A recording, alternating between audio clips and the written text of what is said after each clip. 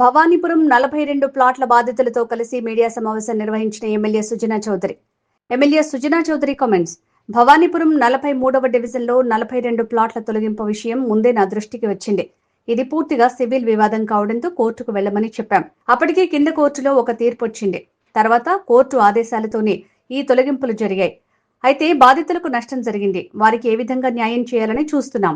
ఈ వివాదంపై మానవతా దృక్పథంతో నేను స్పందిస్తున్నా. కోర్టు ఆదేశాలను కాదని ఎవరు ఏమీ చేయలేని పరిస్థితి. ముఖ్యంగా 45వ డివిజన్లో 4 రోజుల క్రితం ఈ ఫ్లాట్లు పగలగొడతాం తీసేయడం అందరికీ తెలిసిన విషయమే.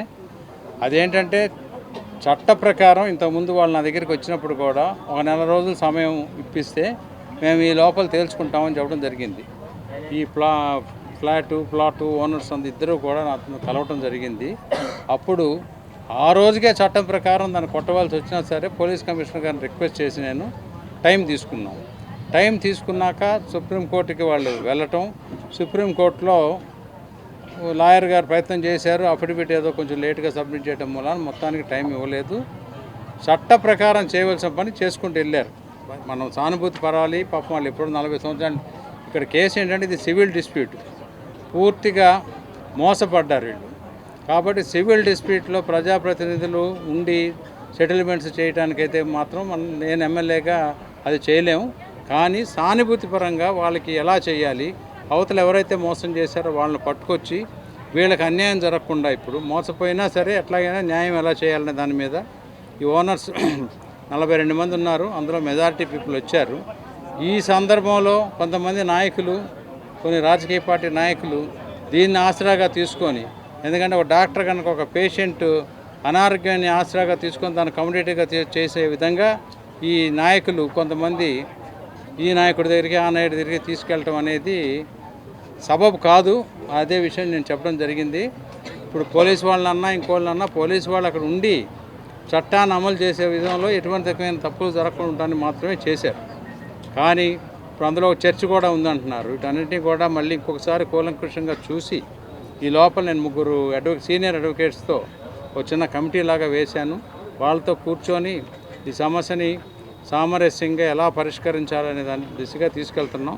దాంతోపాటు అవతల పార్టీ కూడా ముందుకు వస్తే సమస్య తొందరగా తేలుతుంది.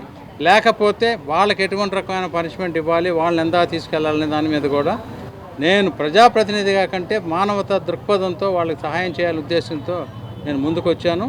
దాని ప్రకారం మా 3 అడ్వకేట్లు కూడా కూర్చొని మాట్లాడిచ్చేస్తారు. ఎందుకంటే కోర్టు వారు ఇచ్చిన ఆదేశాల ప్రకారం అయితే అది సబ్జ్యూడిస్ మ్యాటర్.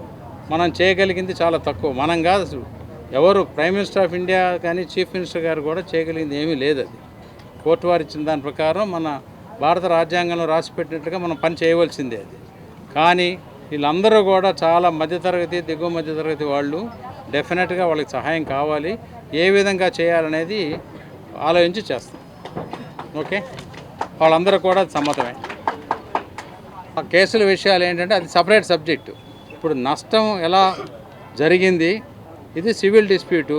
డెఫినెట్గా వాళ్ళు మోసపడ్డారు. వాళ్ళందరూ డబ్బు కష్టపడి సంపాదించుకున్న డబ్బుతో కొనుక్కున్న వాళ్ళు. ఎవరైతే మోసం చేశారో వాళ్ళకి పనిష్మెంట్ చేయటం ఒకటి. తర్వాత ఇప్పుడు వీళ్ళని ఎలా సేవ్ చేయాలి, లేకపోతే ఇప్పుడు 1980 నుంచి నడుస్తుంది, 81, 82 నుంచి. ఇంకో 10 సంవత్సరాలు అయితే వీళ్ళ జీవితాలన్నీ అయిపోతాయి. అవి కాకుండా ఉండడానికి ఏం చేయాలనేది ఆలోచిస్తాం. అదే ఉంటే పోలీసు వాళ్ళకి చెప్తున్నాం, వాళ్ళు తీసుకొని చేస్తారు. అది ఎవరైతే మోసగించారో వాళ్ళు. చట్టాన్ని మన చేతిలో తీసుకోలేం కదా. అది వైసీపీ నేతలు దీనిలో కొంతమంది పెద్దల పాత్ర ఉందని చెప్పని చెప్తున్నారు. వాళ్ళు ఏమన్నా వచ్చి నాకు కొంచెం రిప్రజెంటేషన్ ఇస్తే పెద్దలు ఎవరెవరు ఉన్నారని దాని మీద ఎంక్వైరీ చేద్దాం. వాళ్ళు మాట్లాడేదని నేను సమాధానం చెప్పలేను కదా. వాళ్ళ దగ్గర నాకు తెలియని ఇన్ఫర్మేషన్ ఏదైనా ఉంటే తీసుకురమ్మనండి, ఎంక్వైరీ చేద్దాం. ఎవరండి? కాదండి, వాళ్ళ వృత్తి ధర్మం. వాళ్ళు అంటారు, మోడీ గారు కూడా ఉన్నారంటారు. దానికి నన్ను సమాధానం చెప్పండి, ఏం చెప్తాను నేను. ఓకే, అదే సొసైటీ ఫేకా ఎంక్వైరీ చేయడానికి ఆల్రెడీ శ్రీనివాస్ రెడ్డి గారు అని ఆయనతో నేను మాట్లాడాను. నెక్స్ట్ వీక్ ఫ్రైడే కల్లా ఈ గత 20 సంవత్సరాల నుంచి సొసైటీలో ఎవరెవరు ఆడిట్ చేశారు, ఆడిట్ రిపోర్ట్స్ ఏంటి అని కూడా తీసుకురమ్మన్నాను. అన్నీ స్టడీ చేసి పర్సనల్గా నాట్ యాజ్ ఎమ్మెల్యే బాధ్యత కాదు ఇది, కానీ మా కాన్స్టిట్యున్సీలో మా ఓటర్స్కి నష్టం జరిగింది కాబట్టి వాళ్ళ కోసం నేను పనిచేయడానికి సిద్ధంగా. సమాచార హక్కు చట్టం ప్రకారం 5 సంవత్సరాల నుంచి ఆ సొసైటీ నుంచి ఒక కాగితం ఆఫీస్ ఇవ్వాలి. అదేనంట ఇవ్వలేదని నోటీస్ ఇచ్చారు. అక్కడ శ్రీనివాస్ రెడ్డి గారిని ఆయనతో నేను మాట్లాడాను. నెక్స్ట్ ఫ్రైడే లోపల రిపోర్ట్ ఇమ్మని చెప్పాను. ఆ రిపోర్ట్ వచ్చిన తర్వాత దాని మీద చర్య ఏం చేయాలో చూద్దాం. ఆర్టీఐ ప్రకారం మేము కూడా వేస్తున్నాం మళ్ళీ.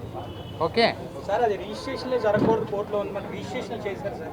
అది తప్పు రిజిస్టర్ లేకపోతే గవర్నమెంట్ అదంతా కూడా అది వెరిఫై చేయాలి. నాకు తెలిసినంత వరకు ఏంటంటే వీళ్ళు రిజిస్ట్రేషన్ చేసుకున్నాక రిజిస్ట్రేషన్ జరగకూడదని పెట్టారని చెప్తున్నారు ఈ ఓనర్స్. ఎవరైతే అది చేసుకున్నా పెట్టారని చెబుతున్నారు. సో వీళ్ళు ఇచ్చిన ఇన్ఫర్మేషన్ 2023 దాకా అయినాయి, ఆ తర్వాత పెట్టారట. అది అవన్నీ చూద్దాం. ఇలా ఇప్పుడు మోసాలు తరుగుతూనే ఉన్నాయి రోజు, సైబర్ క్రైమ్లు ఇవన్నీ. ఇది ఒక మోసం పెద్దది బయటకు వచ్చింది, దానికి ఎలా పరీక్షించారో చూద్దాం. ఓకే, దీనికి రాజకీయాలకి సంబంధం లేదు. నాకు ఓటు వేసిన వాళ్ళైనా, ఓటు వేసిన వాళ్ళు కాకపోయినా ఎవరికైనా సరే నేను నిలబడి చేస్తానని చెప్తున్నాను. ఎన్నికల వరకే ఓట్లు. ఓకే,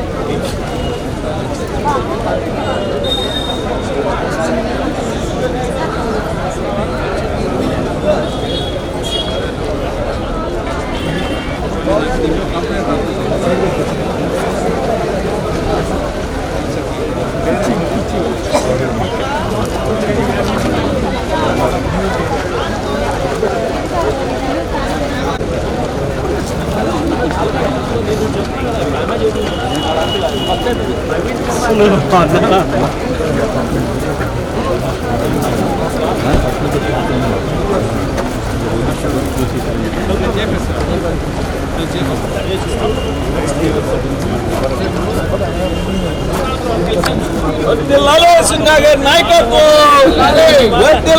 సింగాగర్ నాయకత్వం.